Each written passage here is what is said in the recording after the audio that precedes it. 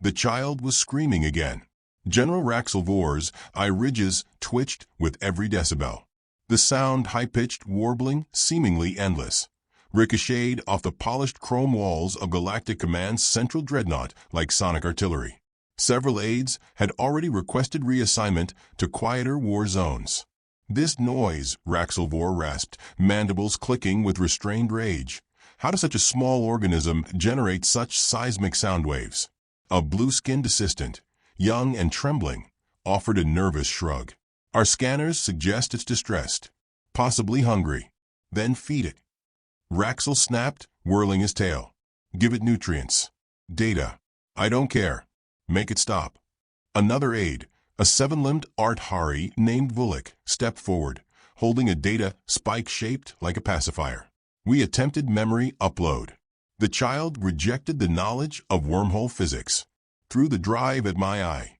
"And chewed on it," another muttered. The general growled. "You assured me this acquisition would bring leverage. That Earth would beg for its return. Where are the diplomats? Where are the warships? Where's the panic?" The child shrieked louder, as if offended by the lack of appreciation. The room fell into silence, not from the baby's sudden quiet, but because every console on the bridge blinked red. An incoming transmission. Human in origin. "Put it through," Raxel hissed. The hollow projector hummed, shimmering to life in the center of the command floor. A woman appeared, seated primly at a small wooden table that clashed comically with the sterile, digital background.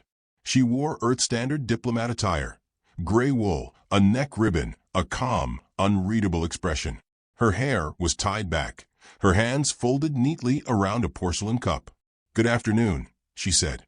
"I'm Florence Harrow, Earth Envoy, Crisis Division." She sipped her tea, then smiled politely. "I believe you've stolen our child." "Recovered," Raxel corrected sharply. "Your primitive escape vessel strayed into our perimeter zone." Strayed. Florence's tone stayed pleasant, but something shifted in her eyes. That escape vessel was a refugee pod from an Earth-aligned settlement. You intercepted, boarded, and removed a living infant. That's abduction, General. I was told humans value diplomacy. Is this not a negotiation opportunity? Raxel narrowed his eyes. "Oh, this isn't a negotiation," Florence said gently. "It's a courtesy call." The room shifted. Vulik leaned in closer to the screen. What kind of courtesy?" "To warn you."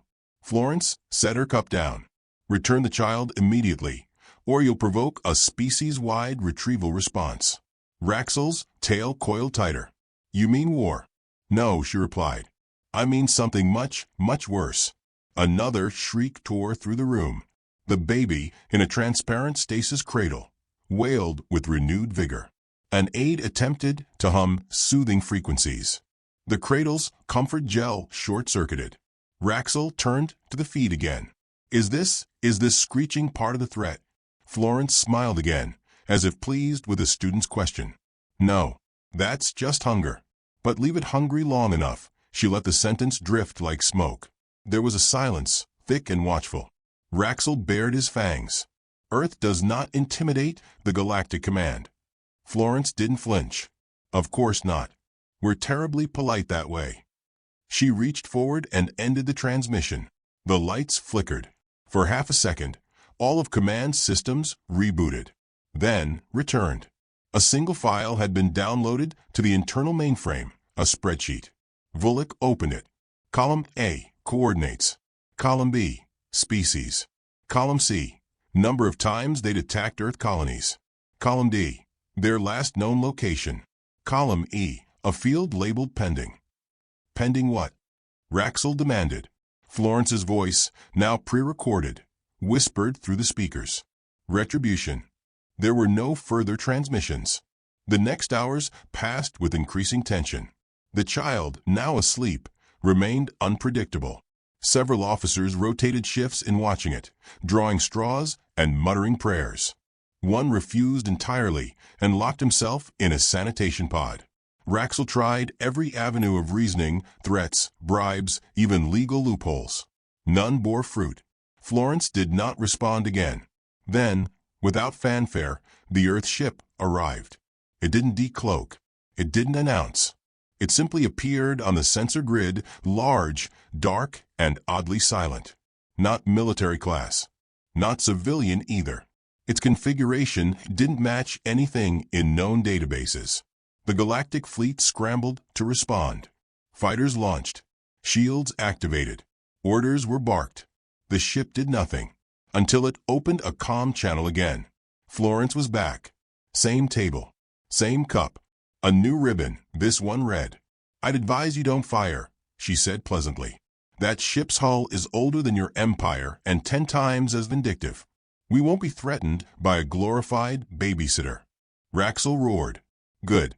I hate threats," Florence replied. "I prefer consequences." A quiet hum began. Every galactic ship nearby received a soft, rhythmic frequency. It wasn't a command or a hack. It was music, a lullaby, human old-fashioned, the kind sung over wooden cradles and flickering fires. But it was also laced with binary code. In the time it took the first line to finish, 63% of galactic ships had lost control of their internal NAV systems. The lullaby continued. Officers began to panic. Raxel stared at the sleeping child. What is that vessel?" he demanded. Vulek stammered, reading data off a corrupted feed. Designation: Project Cradle Fall. Cradle what? The human records list it as a pediatric intervention cruiser. That's not even a weapon class. "No, sir," Vulek said, voice shaking. "It's worse. It's enforcement through care. What kind of species sends child therapists to a war zone? The kind who believe children are sacred," Florence's voice replied through the rune speakers. "And who've lost too many already." There was no need to ask how she was listening. She was always listening. The lullaby changed pitch. Every galactic AI shut down for 5 seconds. Enough to stall navigation, flicker shields, drop weapons. The Earth ship did not fire. It simply waited. And Florence smiled. "I understand this has all been a bit overwhelming," she said. "So I'll be brief." She stood now, lifting the teacup with delicate grace. "You took our child."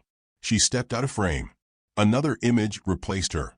A map of galactic sectors lighting up in crimson, one by one. No explosions. No warnings. Just deactivation. In Sector Gamma, for an entire fleet reported uncontrollable crew sobbing after exposure to a recorded human bedtime story. In Delta 9, officers began reciting Earth nursery rhymes involuntarily. Ships collided. Power grids collapsed under the strain of unfamiliar emotional processing. Back on the dreadnought, Raxel turned slowly toward the child. It was awake, staring. Then it giggled. A sweet, harmless sound. But in the general's ears, it was a countdown. "I want that thing off my ship," he whispered. Too late. The lights dimmed. The Earth ship moved, not fast, not violently. It simply docked, flawlessly, merging with the dreadnought's hull like a mother wrapping arms around a stubborn child. The doors opened. She stepped in. Not Florence. Another woman, older, sterner, wearing black gloves and a steel gaze. She held a plush bear in one hand and a vial of something softly glowing in the other. No weapons. No armor. Just authority. The aides froze. No one spoke. "I'm here for the baby," she said. Raxel tried to speak, but her stare turned his words into ash. "You'll hand him over," she said, "or you'll experience postnatal extraction procedure 42B. "What's that?" Vulek whispered. The woman handed him a pamphlet. He fainted halfway through reading it. The general hesitated. The baby reached its arms toward her. She took the child, cradled it. It stopped crying instantly. Raxel opened his mouth to protest. She turned. "Speak," she said, "and you'll be enrolled in a class-action adoption trial under Terran parental override doctrine. You don't want that." She turned again and walked away. The lights brightened behind her. The air smelled of vanilla and powder. No alarm sounded. There was no battle. No explosions. But something had ended. And Raxel, mighty general of the Galactic Command, sat down. No one moved. Only the echo of that last human giggle remained, reverberating like a bell through a shattered silence. Florence stepped through the corridor of the Galactic dreadnought as if she were walking through a Sunday garden. The air carried the scent of ozone and terrified silence. Officers clung to walls, some refusing to meet her gaze, others clutching tools they didn't understand anymore. Power conduits pulsed like heartbeats, erratic, nervous. Her shoes clicked with delicate defiance. Behind her, the older woman, Agent Breyer, held the child, rocking gently. The infant blinked up with serenity, as though the metallic walls and warships were nothing more than white noise. Occasionally, he made a sound like a half-laugh, half-hiccup, and systems around him flickered. No one dared speak until Florence reached the center of command again. Raxelvor sat slumped on his throne of black alloy, tail drooping, eyes bloodshot. Gone was the swagger of his declaration. Gone, too, was his bravado. "General," Florence said, her voice silk laced with steel. "We need to have a little parenting conversation." He rose, unsteady, pride piecing itself together like a broken jaw wired shut. "Earth has violated intergalactic protocol." "And you kidnapped a baby," Florence replied. "Let's not pretend the high ground hasn't already slid off the cliff." The child cooed again. Several consoles sparked. One assistant yelped and dropped a datapad, which immediately melted into the floor. Agent Breyer gave the baby a soft shake toy. The toy chirped. Power flickered. Florence smiled. "I trust the spreadsheet arrived," she asked. Raxel growled. "This was never supposed to escalate." "Oh, you're right. It wasn't. Had you returned the baby, when asked, we would have given you a standard lecture, a strongly worded email, and a lecture from a diplomatic grandmother unit." She let that sink in. "But you doubled down. You didn't return him. You tried to decode him." Raxel snapped. "We didn't even know what it was." "It," Florence repeated quietly, voice a blade wrapped in lace. The room held its breath. "She means the baby," Breyer said. "And she doesn't like repeating herself. Try not to be an idiot." One officer turned as if to protest. Agent Breyer raised a brow. He sat down again. "The baby," Florence continued, "is now under formal Earth protection. He has a name, a designation, and diplomatic immunity. Any further aggression is considered a declaration of war." "I thought this wasn't a negotiation," Raxel spat. "It isn't." Florence took a seat at the center table, unfolded a fresh napkin, and poured tea from a porcelain flask. "You don't have any bargaining power. This is a parenting intervention. And you are the toddler." Raxel sneered, but behind the disdain was something else now. Unease. "You're bluffing." Breyer hummed a lullaby. Half the bridge fell unconscious. Florence sipped her tea. "Are you familiar with term maternal recovery units?" "Recovery units?" "They're classified, which is why you should be terrified that I'm mentioning them." The infant let out a single sharp cry. Across 3 decks, lights shattered. Florence didn't flinch. She leaned forward.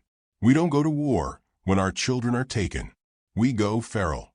From the shadows stepped 2 more figures, older Terran women, dressed in gray combat linens, stitched with lullaby verses. No weapons, just calm hands and tired eyes. One held a file labeled Night Feeding Protocol. Another held a blanket with sharp edges. "Literally. This is Team Gamma Milk," Florence said. "They're not soldiers. They're retired grandmothers. Each of them has undergone interstellar grief therapy and now trains resistance units in emotional conditioning." One of the women set down a rocking chair and began knitting. The needles glowed with quiet menace. "You think our threats are military," Florence said. "They're not. They're maternal." Raxel stepped back. "This is insanity." "No. This is Earth." The child reached out toward Florence, wiggling fingers. She stood, took him gently, and balanced him on her hip like she'd done it 1,000 times before. "Do you know what we found?" she said slowly, "when we reviewed your command logs?" Raxel didn't answer. "You made a log entry, right after the child was brought aboard. You said, and I quote, 'It's just a human.'" The bridge froze again. Florence looked down at the child. "He is not just anything." The baby sneezed. A fire suppression system burst into foam. Agent Breyer sighed and handed Florence a soft towel. "Earth doesn't seek revenge," Florence continued, wiping the child's face, until someone makes the mistake of touching what we hold sacred. Then we stop being polite. Breyer added, we don't always remember who started the war, just who needs to be removed from it. Raxel laughed bitterly.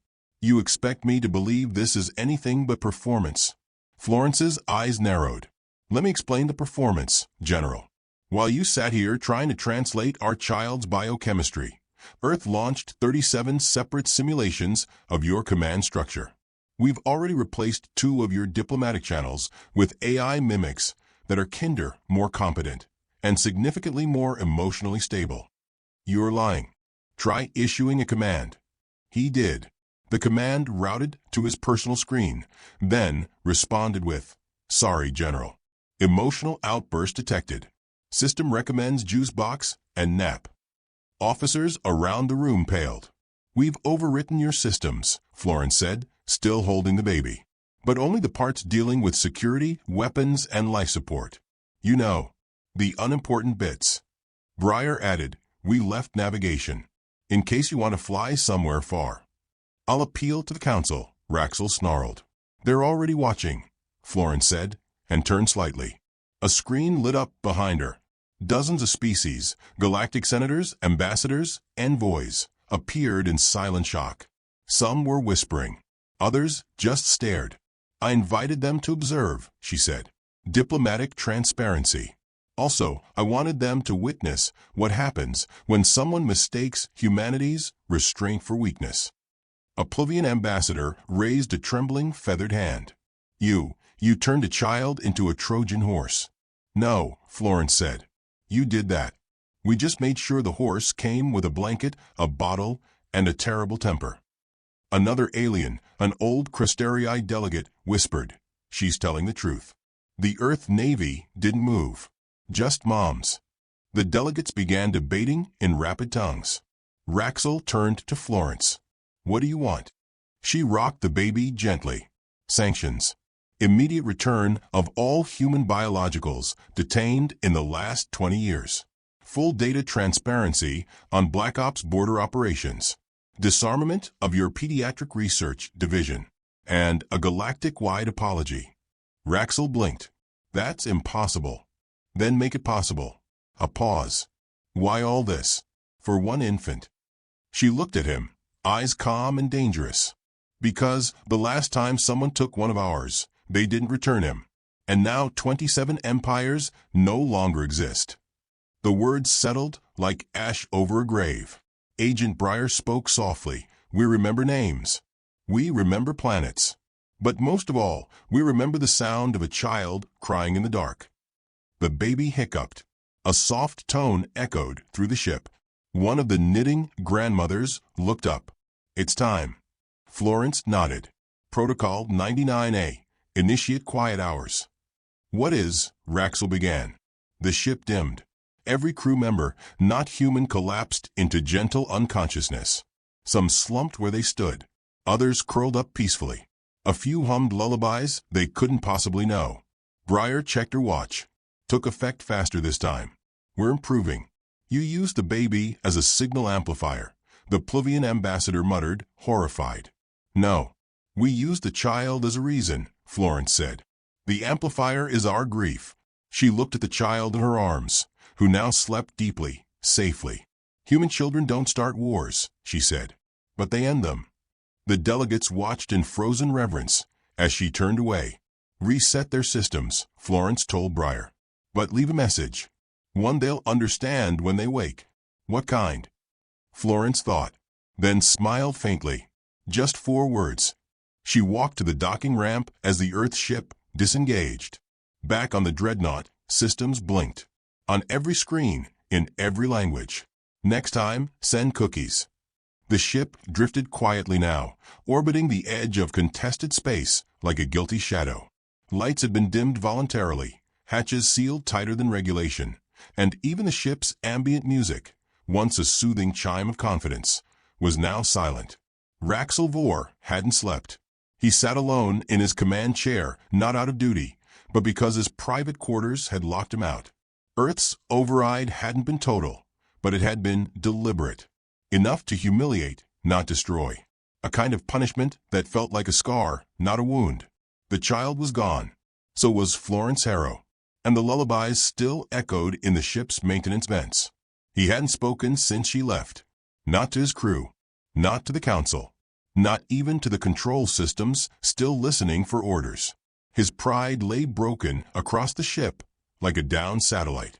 The realization came slow and sickening. This hadn't been a mistake. It had been a test. And he had failed. Twice now, galactic intelligence had been caught flat-footed. Once when humanity had joined the Senate with smiles and open trade offers. And again now, when they weaponized a child and a cup of tea. Raxel finally stood, his limbs stiff with amused rage. He moved through the corridor in silence, sensors shadowing him out of fear rather than duty. In a locked data vault deep in the ship's neural core, he keyed in an access code he hadn't used in years. The door hissed open. Inside was a room lined in dull obsidian tiles. Black box data archives. Events purged from memory networks but kept here, buried. Records Earth had demanded sealed after the initial treaties. He activated file HN7, the Harrow file. A woman's face flickered into view, Florence, younger, sharper. A soldier's expression, not a diplomat's. Blood on her temple. Smoke behind her. She was shouting orders across a battlefield. Somewhere in the Arcturus belt. One of the lost colonies. The footage was grainy, but her voice was crisp. "They took him," she said. "A child. Mine." Another voice shaking. "Commander, we found what's left of the drop pod." Florence's body didn't move, but her eyes changed. Something ancient crawled into them. "Deploy Protocol 9, she said. Someone on the comm stammered. "But, Commander, that's extinction level." "We'll." She didn't raise her voice. "Deploy it." The feed ended. Raxel stared at the screen for a long time. He keyed into another log. Tactical Report 7B Alpha. It detailed the aftermath of Protocol 9. 23 planets no longer breathable. 1 moon disintegrated. No shots fired. Just environmental collapse. Synthetic viruses.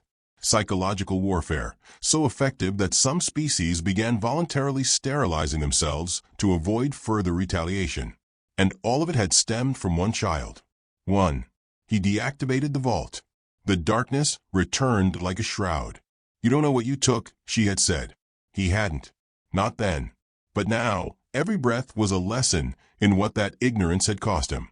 Elsewhere, aboard the Earth vessel, drifting just outside the dreadnought's sensor range, Florence stood in the observation deck, the child nestled quietly in her arms. He had stopped crying altogether. His breathing was soft and even, his fingers curled around a woven ring of copper wire. Part toy, part transmitter. Agent Breyer stood beside her, sipping black coffee laced with something stronger. "He's adapting fast," Breyer said, nodding to the child. Florence ran a thumb across the boy's forehead. "He's stronger than he should be." "That's the bloodline," Breyer said quietly. "Harrow-class operatives don't just retire. They grow." Florence said nothing. Her eyes were fixed on the stars. She was waiting for something. Not orders. Not approval. She was waiting for the truth to settle. "I should have let it burn," she whispered. "Too late," Breyer replied. "You forgave them." "I only gave them time." "Forgiveness implies healing." "Then why the child?" Florence adjusted his blanket. "Because the council needed to see that humanity still believes in tomorrow. Even after everything. Even after Protocol 9. They needed to see we still cradle something." "And the general?" Florence smiled faintly. "He's thinking right now. He's going back through his records. Watching old files. Looking for where it all went wrong. He'll find you. He already has." She turned from a window, walking toward the child's temporary quarters. As the doors closed behind her, Breyer checked the time. 2 minutes until planetary contact. They weren't done yet. The real mission hadn't even started. On the dreadnought, alarms pinged. A distress call from a neighboring star station. Sector Vale 13. A Terran colony there had gone dark 6 months ago. The galactic response had been minimal, classified as low priority due to sparse civilian value. Now it was active again. Raxel read the alert, unsure what disturbed him more, the reactivation, or the fact Earth hadn't reported it themselves. The signal was a video loop. At first, he thought it was a mistake. Then he saw the child, older, a few years perhaps, standing on scorched earth, holding a flag with no crest. Around him stood a dozen children, not armed, not uniformed, just watching. The camera panned, revealing alien diplomats kneeling in front of them. The child raised his hand. The screen cut to black. Below it, one sentence. "We teach them young." The signal repeated. A diplomat entered, trembling. "Sir, what are your orders?" Raxel didn't respond. He walked to the viewing platform, stared into the void. Earth had done something more dangerous than attack. They had seeded, not an invasion, an inheritance. Children trained not to hate, but to remember, to build peace through fear, to hold a grudge in a cradle until it matured into doctrine. The diplomat tried again. "Should we engage?" "Not yet," Raxel muttered. "Then what?" He didn't answer. His thoughts were elsewhere now, reaching backward, trying to trace where this all began. Not with Florence. Not even with the child. It began with a lie. He pulled up his own records, encrypted memories from his political career. One in particular, a classified session between the Galactic Senate and Earth's first envoy delegation. He'd been there. The footage showed Earth's early ambassadors, calm, soft-voiced. They had offered no weapons, no fleets, just education, trade, and children's stories. Back then, he'd found it quaint. He hadn't realized they'd been teaching those stories in every language. He played the clip again. One line stuck with him, spoken by a human official in a soft, clinical tone. "Your species begins at adulthood. Ours begins with lullabies. That's why we win." He shut the file. Somewhere, beyond reach, Earth's plan was unfolding. Briar entered Florence's quarters, arms crossed. They received the Veil 13 signal. Florence sat on the edge of the crib, eyes shadowed by something older than fatigue. "Good," she said. "They'll try to cover it up. Let them." That was never the point. "What is the point?" Florence stood, adjusted her uniform. "The point is to let them see what grows from a single mistake." Briar arched a brow. "Vengeance." "Legacy." The baby stirred. Briar asked, "He doesn't know who he is yet, does he?" "No," Florence said, brushing the infant's cheek. "But he will. He's not a message. He's a mirror. And when he sees, he'll choose who to be. And if he chooses what we were," Florence looked her square in the eye, "then they'll remember who they made him." The lights in the room dimmed automatically. Sleep protocols for the child initiated. Florence stepped out and sealed the door behind her. Back in the Galactic archives, a quiet notification spread like a virus across locked networks. A file had activated itself. Project Wardenborn, Phase 2. No one could access it. No one even remembered what it meant. But Florence did. She had initiated Phase 1. This was always Phase 2. The dreadnought trembled. It wasn't mechanical failure. It wasn't an attack. It was something worse, anticipation. Every crew member felt it, like the silence before a verdict, when the sentence has already been passed and all that remains is the waiting. Raxel Vor stood at the viewport, unmoving. He had not blinked in over a minute. He was watching the Terran ship again. It hadn't moved. It didn't have to. Its presence alone bent the psychology of the ship's command crew into knots. The longer it lingered, the less certain they became of anything at all. Orders, protocols, themselves. The human vessel emitted no threats, no scans, not even life signs beyond the basics. Yet it loomed like a grave marker, patient and omnipresent. The door hissed open behind him. Ambassador Velen entered slowly, feathers damp from the coolant vapors in the hall. Her eyes were sunken, not from fatigue, but from knowledge. "You haven't responded to their last message," she said. Raxel didn't look at her. "They said this is the final offer." "I know what they said." "And you believe they'll follow through?" "I believe," he said slowly, "that if I had known then what I know now, I would have ordered that child's return before his cradle cooled." The ambassador approached. You think they'll actually what? Detonate something? Raxel turned, voice hoarse. They won't detonate. That would be predictable. They'll erase us with kindness, suffocate us in forgiveness, bury us in a future where our names are synonymous with extinction. Velen frowned. I don't understand. You will. In the heart of the Terran vessel, Florence Harrow walked with measured steps. The corridor adjusted to her pace, lighting gently ahead of her, dimming behind. She wore a different coat now, black, with pale blue lining, etched with the names of colonies lost and reclaimed. Her expression held no fury, only inevitability. Agent Breyer stood at the hatch, arms crossed. They haven't responded yet. They will. And if they don't, then the ship leaves. With the child. With everything we need. Breyer hesitated. You don't want war. No. But you'll wage it anyway. Florence's voice was a whisper, only to make sure no one else ever needs to. The signal link flickered. A call came in from the dreadnought.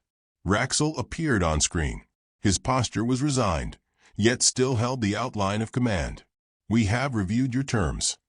Florence waited. We accept. On one condition. She blinked. A condition? Raxel's jaw clenched. That you look me in the eye when you return the child. There was a pause. Then Florence nodded. Docking in 5. She stepped into the lift, cradling the child once more. He was heavier now, somehow, not physically, but symbolically, as if every moment spent in the hands of another species had aged his presence. The moment she boarded the dreadnought, silence spread like wildfire. No one moved. No one spoke. The child babbled once, as if to test the acoustics. They were perfect.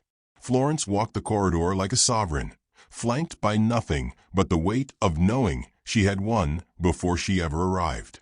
The hatch to the command deck opened, revealing Raxel, Velen, and a dozen others, standing as if on trial. She said nothing at first, just stood there. Then, softly, "You're lucky he doesn't remember this." Raxel nodded. "But we will." She stepped forward and placed the child in a small cradle, one she had brought, hand-woven from synth silk and braided carbon steel. It was simple, beautiful, uncompromising. "He'll be taken back to Earth," she said. "He'll be raised by his people. But you, we will carry this," Raxel finished. "No, you'll answer for it." He looked up. Florence raised a device, a flat panel, embedded with a sigil unfamiliar to Galactic archives. "This is not a weapon," she said. "It's a beacon." "For what?" "For history." She pressed it. A pulse rippled across the dreadnought, harmless and silent. But outside, across the systems, beacons responded. Thousands of them, installed on outposts, satellites, forgotten moons. All now reactivated. Each one began projecting a single story. A story about a child, a rescue, and a reckoning.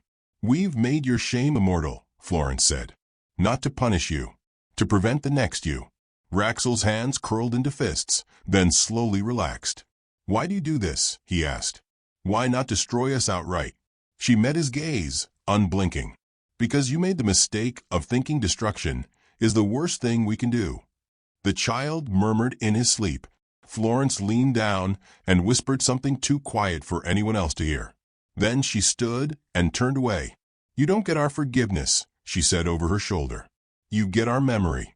As she approached the docking ramp, Velen stepped forward. "Will he remember this?" Florence didn't stop walking. "No, but everyone else will." On the Earth ship, Florence resumed her place on the observation deck. Agent Breyer joined her, still sipping her black coffee like it was armor. "Do you think they'll retaliate?" "They won't dare," Florence said. "Not because they're afraid, because they're tired." "And what happens to him now?" Florence looked down at the boy. He was sleeping peacefully, his hand curled around a soft toy that hummed when squeezed. "He becomes what they feared," she said. "He becomes a Terran child." "And what are Terran children?" Florence smiled. "The future with teeth." Below, the Galactic dreadnought spun slowly, its lights dimming as if bowing. The transmission Florence had activated continued to spread. Across colonies, stations, embassies.